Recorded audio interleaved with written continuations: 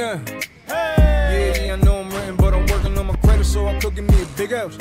But at least now I walk around with my dick out. Talking about the downs of a couch. What's up? So it's been how many months since my last upload, and today it's just another day.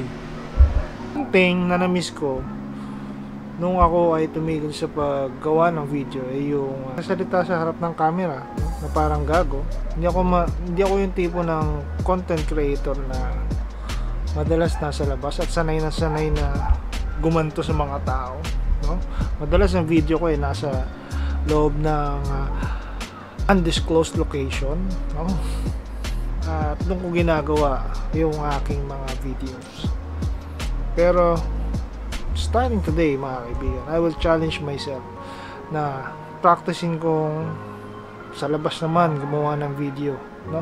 Masasanayin ko yung sarili ko na nakikita ng mga tao na may ganito lang, may ganyang hawak.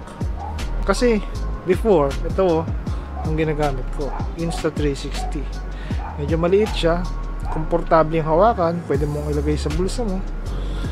At kapag ka ginamit mo to in public, hindi ka masyadong pagtitinginan ng mga tao. Hindi tulad nito. Ito, yung microphone pa lang nagmumura na eh. Starting today, mga kaibigan, bukas pa na, no? Pero today na rin yun. Today ko nasisimulan, mga kaibigan, yung pagbablog ng gamit yung camera talaga sa labas. At titignan natin ang progress nito in the long run, kung ano mangyayari. So, see you tomorrow.